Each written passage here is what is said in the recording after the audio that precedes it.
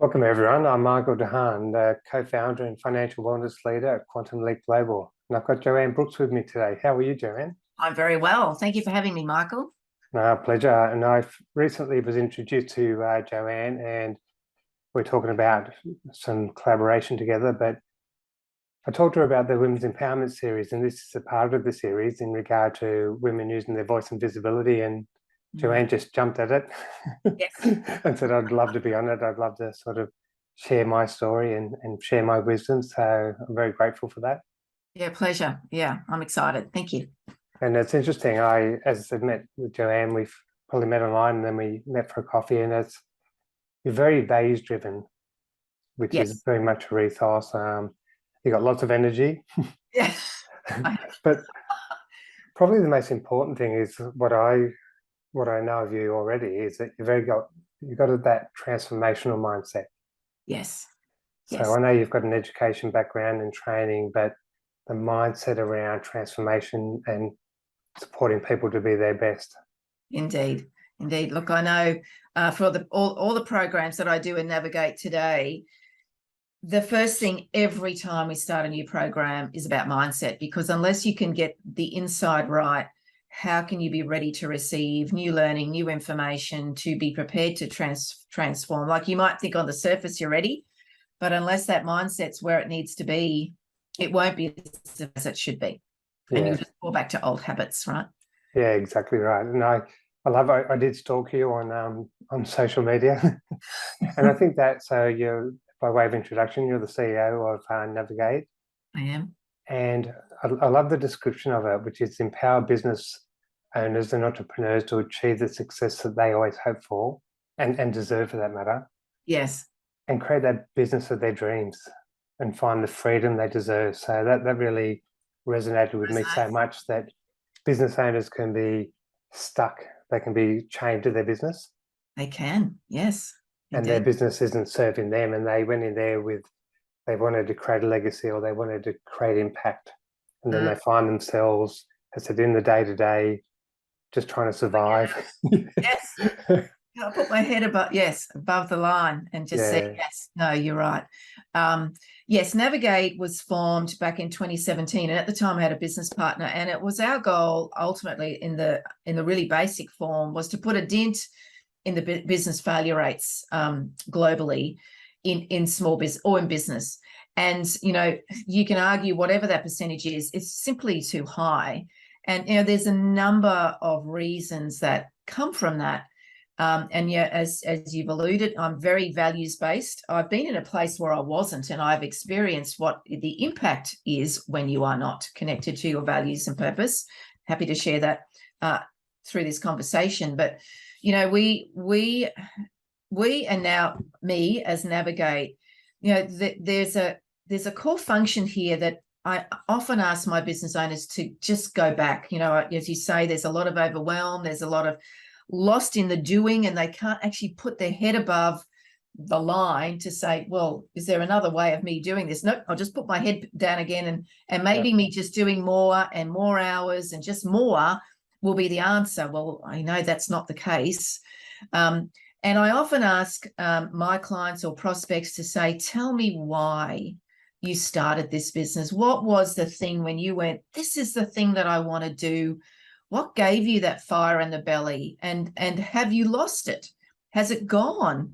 Yeah. And sometimes it has, right? Because you've got lost in the doing of too much of the doing, and getting lost in that. Yeah, that's really interesting. I would like to explore, because and I hear this a lot, where there is that misalignment, and you shared with me, so thank you for that.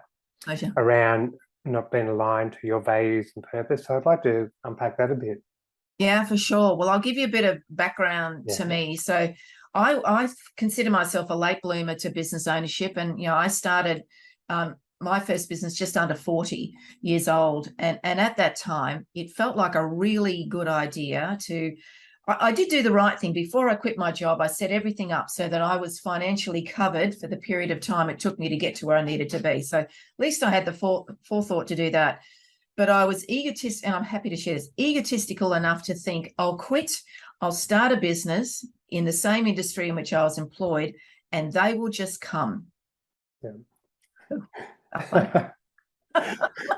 So The other thing that I had the arrogance to think was, and it was a good reason, I'd become a single mum unexpectedly.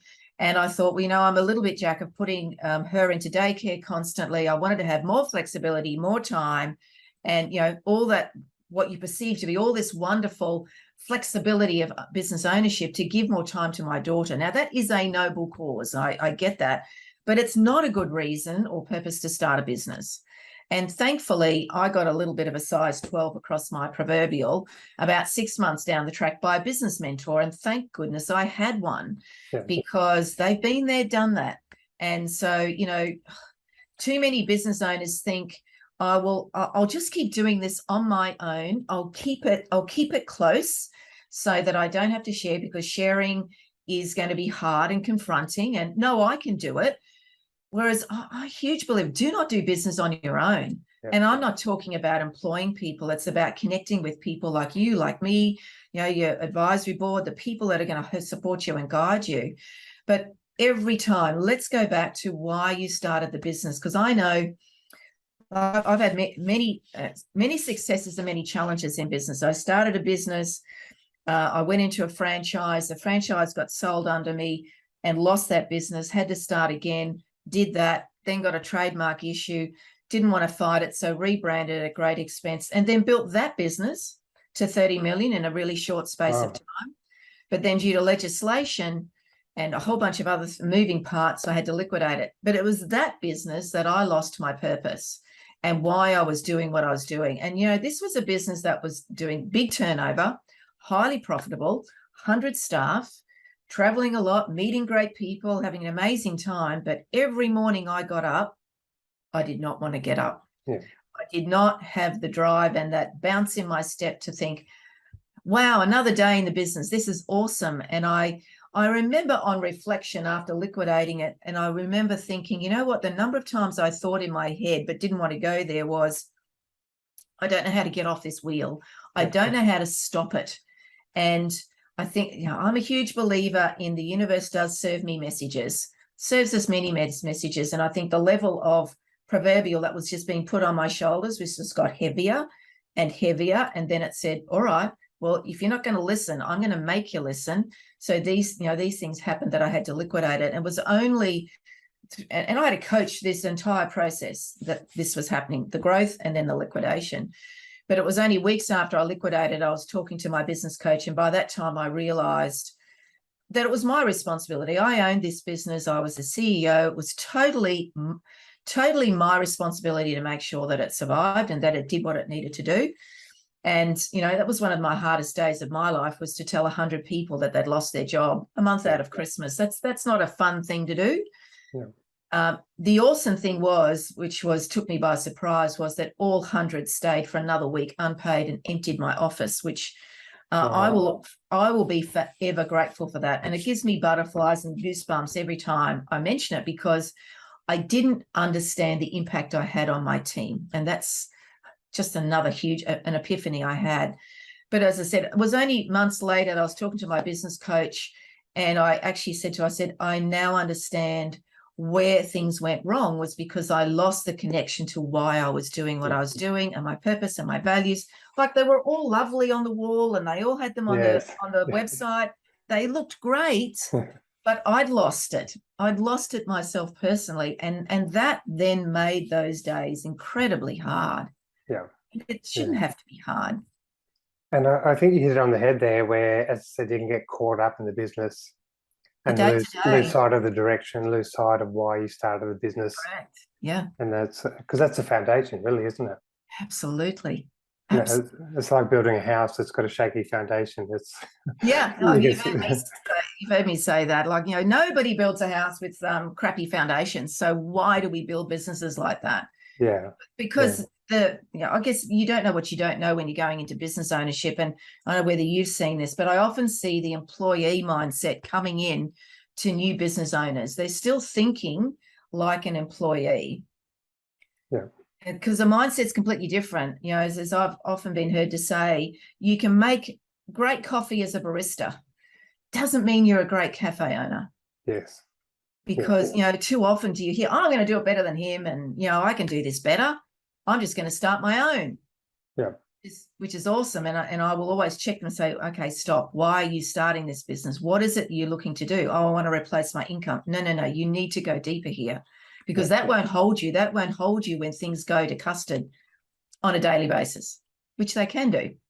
So what are some of the mindsets that sort of differentiate that employee mindset to a business owner, entrepreneur for that matter? Yeah. So there's definitely the growth and the fixed mindset, right? Yeah. But, for me, in my head, when I'm thinking about an employee, think about their mindset is that, yep, they've got a mindset, they have goals, but their goals are little. When's my next holiday? How am I going to pay off the house? When can we buy a new car? Putting kids into private school. All, again, noble goals, but little. Yeah. Business ownership, when I ask a business owner, what are your goals? I'm not asking for a goal that's going to get done within a month or a year's time. I want business owners to think about, what does success look like for you in 20 years? Does it mean that you've got offices around the country, the world? Does it mean that you've got a database of XYZ? Does it mean that you're impacting these people? Like, I know my goal for the next 2 years is 1,000 students through my program. Now, that's just one big statement, but I know when I get to that point, the money is there, the audience is there, the impact is being made. And what that does for me personally is it impacts my personal lifestyle, it impacts my family, how I can support them, how I can be philanthropic. So it's shifting small-minded thinking, fixed-minded thinking to growth-minded thinking. So, for the people who are consider themselves to be entrepreneurs, when things go to custard, and I can tell you, things will always go to custard in business. So don't think that just because we've had COVID, that's the biggest thing that's going to happen. Well, in Australia, we have floods, fires, GFCs, we have competitors, we have staff issues. It doesn't matter what the size of the custard is. There's custard coming all the time. It's how you deal with it and how you look at it. If you can look at any of those challenges to say, what can I make out of this? What's the goal that I can pull out of that? Like, I know when, COVID hit, Navigate, we instantly turned on twice weekly webinars speaking about business, about how to continue to grow. And we put more money in our sales and marketing efforts, because we saw this as the opportunity to go and capture people's attention. So we escalated those things. Yeah. We didn't put our head in the sand and go, let's just hope that we all pop out of this okay. Yeah. And I think what you shared before about having that clear intention about what you wanted the business to look like, that allows you to show up every day with intention. It does. It gives me an absolute fire in the belly, and I know, some people, when I speak to people about goals and they go, wow, that's a really big goal. That's just a little bit scary. I can't do that in a year. Well, cool. No, it's not suggesting that big, hairy, audacious goal is to be done in a year's time. If it's in 5 years' time, then we work backwards. Well, what are you going to do by year 4, 3, 2, 1, 1 year, 6 months, 1 month? What are you going to do every day that speaks to that big goal? And that's what I concentrate on. What are my 3 things I can do each day? Yeah. Literally at the moment is picking up the phone and speaking to someone I've not spoken to before. Yeah. And can I get an appointment? And it's as simple as that, isn't it? But it's as simple as that. Yeah. And I wouldn't mind exploring that dessert. Hopefully I said it right. Yes, you did. Do so. Yes. Do so, yeah. And it's very much around women business owners. And is it more of a mentoring leadership role that you're providing for women business owners? I love what's on your social media, which is, I believe in the power of women and I believe in the power of business. But again, that passion supporting women in business to create the life that they dream of. Yeah. With confidence, passion, and grit, which I love. I love those words. And I think women do need support, because if you're looking at sort of that societal conditioning where they've got to care for everyone else, very hard to be an entrepreneur when you've got to care for everyone else. Exactly. Yeah. And look, and I've been that single mom, who child in school, all the sports commitments, running a business, and on the side and employed. So I get it. I get how much that juggle is hard, and it's the same for the guys as well. This is not to disconnect from one to the other. But the connection to Navigate to Desert Global Business School is a new one. It's an interesting one. And so Desert Global Business School is actually in the university space. So what I'm shaping Navigate through, so I'm really pleased. I completely redid my website on the weekend. So when you might have looked at it a week ago, it looks completely different today. So I'm really pleased. And it speaks directly to the female market, because what I want to help female leaders now, whether they are in business or work for a business, you know, women who are aspiring leaders, women who are business owners that think they've just hit a bit of a barrier. How do I take this to the next level? How do I get it to that 30 million turnover? Or how do I get it to impacting 1,000 customers? Whatever the goal is. Yeah. And then, you know, in your as an employed position, how do I get up the next level? How do I get up the rung? And it's not necessarily that they want to be a CEO, but they just want to be recognized for bringing value to the business, and that they could be a valid opportunity for that employer or that contractor to say, you've won, you're promoted.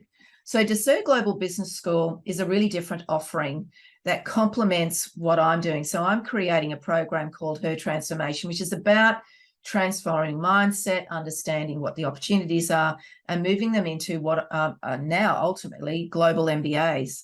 Now, I think when I met you the other day, I said to you, you know, up until June this year, if you had said to me, Joanne, as a CEO and a business owner who's been in business for over 20 years, a global MBA is what you need, I would have said absolute rubbish. Yes. Don't believe it, because I've had so much experience and goods and bads in the business ownership field that I feel that I could teach somebody what it is to be a business owner, which is what I do. But the Desert Global Business School offers something that I've not seen before. And so the content offered has woven all through it over 250 world leaders video interviews relevant to the subject that you're doing. Now, I wouldn't say to a business owner today to say you need an MBA, but I would say to them, why wouldn't you want to hear from 250 global leaders as your virtual mentors? This is about surrounding you with the right people, right, in your business. It's just an important piece to business growth. Don't do it on your own, and surround yourself with the right people. So who wouldn't want to hear from the likes of past prime ministers, presidents, heads of UN, billionaires, actresses, all sorts of different people? And whilst there's 250 people, at least 50% of them are women global leaders. And that's a fundamental, I think that's a massive tick for exposing clients to those things. And then the other level is, if you're in manufacturing as a business owner, instead of doing an assignment and writing some theory-based question, you get the opportunity to go and be involved in a project in a manufacturing business relevant to your business, a global company, solve a problem within that business, and bring that learnings into your business. Well, you know, global leaders, projects, that's compelling. That is exposing yourself to, again, more mentors and people that can provide you with guidance and support, challenge you, hold you accountable. But at the end of the day, you happen to achieve an MBA. Well, that's just great. You know, awesome. We're not doing it for the letters as a business owner. We're doing it to expand our skills and our knowledge. And I know, you know, I'm now on the other side of 60 and I continue to learn. So, you know, that's a really important piece for business owners. And, you know, and I know they'll say that, you know, people may be listening to this, oh man, another course, Joanne, more learning. Well, why not? Because we will get left behind the way technology grows so fast. Yeah. We have to connect to that and what is it? Audiobooks, podcasts, these sort of things. What are you doing to improve your skill set? Because you can't know everything. Yeah, no, I couldn't agree more. And that's a mindset as well, isn't it? That learning to learn. Yeah. So I don't know everything. You can't. I've never met anyone that knows everything. Well, some people think they do. And, you know, the other thing is surround yourself with people who know more than you. Be really comfortable with that. Like I'm very comfortable with that. I'd like to learn and be, you know, get that skill, but I have no issue with someone coming to you and saying, Joanne, we can do it better because of this. Yeah. Well, let's do it. If it gives me a better outcome than they had before. Yeah. So, yeah. And what would you suggest? We look at the stats of women in leadership roles in Australia, globally, but more reflecting of Australia in key positions that can create change. So when we talk about that sort of diversity and inclusion, Mm. And there's that sort of question mark about whether it's just a numbers game. But when you look at, as I said, women across the board, when it goes to, the chair of the board, Yeah. the stat in leadership is probably It's very 50%, low. but the higher it goes up, it's down to 13% or so. It's very low, So, yeah. so what's your view on that? Like, how do we actually support women to get in that decision-making process in corporates and businesses to create sort of a change in the business that's got feminine and masculine traits? Mm. Well, you know what? It'd be ideal if you could go straight to the top and have change implemented from the top down. And we should keep striving to do that. And that's through government, that's through, whatever we can do to connect to those leaders of businesses. But I think that the piece that we can do, and the piece that I'm choosing to do, is to work with women who are aspiring to be in those roles. I was speaking to a lady a while ago, a couple of months ago, who's actually doing a Desert Global Business MBA. And she had shared with me that she was working for the same company for 15 years. And in the last 18 months, had applied for about 10 jobs internally, had been refused every single time. And, I said to her, so why? Do you know why this is happening to you? She said, well, sadly, that big organization was promoting based on tenure. So I said, so you've got a couple of choices. You either stay another 10 years and just keep battling along and hope that you get to that level where you've been there long enough to be appointed. You leave. But I said, the thing in the middle that you could potentially do is, so I asked her a question. I said, so how many people know you are doing an MBA? Well, nobody. How many? So, right. Okay. So why would that be? Oh, well, I'm just not comfortable. I said, but if you think about, particularly as I've shared with the Desert Global Business School MBAs, they're very different compared to the traditional, and this is going to be a generalized statement and hopefully doesn't ruffle any feathers. Your general university MBAs are written by universities, highly qualified academics. Don't discount their capability and skill set, but they're not necessarily written by people who are entrepreneurs and who are business owners and who have this level of video content. So I said to her, you've actually got an advantage on everybody else who's got the standard MBA. So I said, you should be talking about it and sharing what you're learning. Oh, I learned this at class today, my tute. I'm going to bring in, I learned this in my project. I said, how often have you done that? Oh, I haven't. Why would that be? Well, isn't that showing off? No, this is bringing value to the business. I said, we need to shift the mindset of women to be comfortable to talk about what they're doing to improve their capability and be comfortable with that. Isn't that really interesting? Because I coach a lot of women and I talk to them about their career, if they're in corporate or working for businesses. And even when it looks for a role that's ideal for them, if they don't tick every box. Where if you're looking at a male, there's 10 things to do. They've ticked 3, they're going, that's for me. Oh, good. I'll go for it. Absolutely. And off they go, and they'll just hit the ground running and just like a duck and learn it. Yeah. And wing it. That's probably a better phrase. But so isn't that, I mean, that's a mindset thing, obviously, because women have got exactly the same capability to learn quickly and bring in the skills that they've got. Yeah. So is that something that you sort of go through with them as well in that sort of mentoring, having that real clarity about like self-care, self-serving, and when you said showing off before, that's again going back to that societal conditioning. Yeah, exactly. And, I know, look, in my head, what I'm seeing for the person that I'm speaking to is that in their head, they're going, oh, well, there's a cost incurred in, engaging with Navigate and maybe going into an MBA. So whoever it is, there's a cost. And I know a lot of these women are risk adverse. They're most likely married. They've got children. They've got a partner. So they're thinking about those things. So if I spend money on me, I can't pay off more on the mortgage. If I spend more on me, I can't get that child to ballet lessons or the private school. If I spend more on me, we can't go on that holiday. Well, the stats suggest to us, the research we've done at Desert is that within 5 years of completing an MBA, anybody completing an MBA is most likely to achieve a 44% pay rise. Wow. In Australia. Okay. Now, that is compelling in itself. If money is the issue, that is compelling in itself. Now, they're also going to say, oh, but how am I going to give more time? Well, these programs that I'm talking about part-time, you get it done in 18 months. So, when one of the first things I share with some of my clients is a time management tool that I've got. And it's a really simple spreadsheet, and they put in their last week, and it tells them all the areas that are non-productive or income producing. So, what are the things that you can do, just like you manage your money? What are the things you can do to manage your time? And is it, well, get off Netflix, turn off social media? What are the things that are serving you well? Can you get rid of some subscriptions to enable the release of the money to be able to pay for these things? So it's actually going back to really simple concepts. Let's look at, what does your time look like? Where can you make time? Like, we had a student who is a single mum of 3 kids, and she would take them to sport, but she would sit in her car with her laptop on her lap and do her MBA. Yes.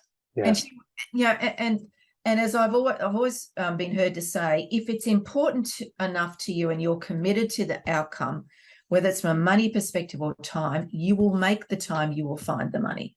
Yeah. So you need to get into why do this. Yeah, and I love that stat, that 44% increase. That's it's massive. Absolutely massive. But again, it's that to speak about it. Yes. Prepared to step up and speak about it, and know that actually I have got the skills, I have got the capability, Even illustrate that. I think you shared before that, because you will get wisdom. Yeah. So it's about implementing as well. Just saying, well, look, I've got some ideas that I'd like to discuss with you. I've got some learnings there that I think will add value, and let's bring it in. Exactly. And that's not showing off. That's you actually being creative. Exactly. Being and innovative to the business, like you're becoming more valued and important to the business environment that you're in. Yeah. Right? Yeah.